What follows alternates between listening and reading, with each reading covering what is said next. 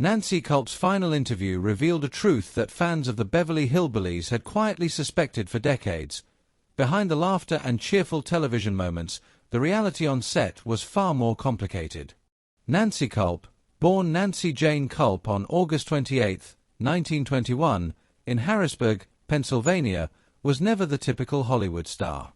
She grew up in a disciplined and intellectual household.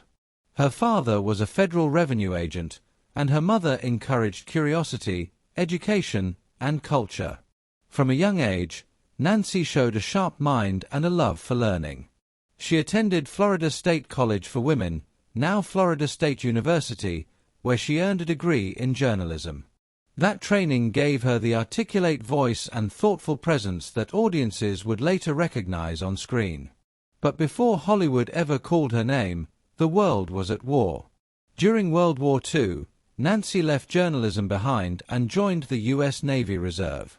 She became an officer in the WAVES program, Women Accepted for Volunteer Emergency Service, and rose to the rank of lieutenant junior grade. Working in aviation training, she developed the discipline and resilience that would shape the rest of her life. After the war, Nancy moved to Hollywood and studied acting. Instead of relying on glamour, she built her career on intelligence and impeccable comedic timing. Through the 1950s, she appeared in numerous films and television shows, slowly building a reputation as a talented character actress. But her life changed forever in 1962 when she was cast as Miss Jane Hathaway on the Beverly Hillbillies.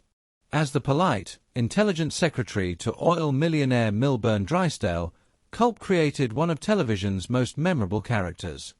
Miss Hathaway was refined, witty, and quietly hopeful about love, and audiences adored her. Her performance earned Emmy nominations and widespread praise. Yet the role also became a kind of trap. Like many actors tied to an iconic character, Nancy struggled to escape typecasting after the show ended in 1971. Still, she continued acting, appearing on shows like The Mary Tyler Moore Show, Fantasy Island, and The Love Boat. And unlike many Hollywood stars, she also stepped into politics.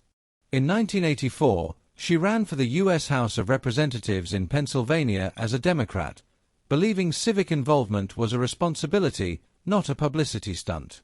But decades later, in what would become one of her final candid interviews, Nancy Culp revealed something that had been hidden behind the scenes of her most famous show. For years, fans imagined the cast of the Beverly Hillbillies as one big happy family. But according to Culp, that image wasn't entirely true. Speaking openly late in life, she admitted that her relationship with the show's lead actor, Buddy Ebsen, was deeply strained. According to Culp, Ebsen liked control and expected everyone on set to remember that he was the star. For a woman as intelligent and independent as Nancy, that environment was difficult. She explained that she often felt tolerated rather than respected, and over time the tension created a lasting resentment. Despite those feelings, Nancy remained professional. She did her job, delivered memorable performances, and helped make the show a television classic. But emotionally, she admitted the experience came at a cost. Her honesty shocked many fans because it shattered the nostalgic image of perfect harmony behind the scenes.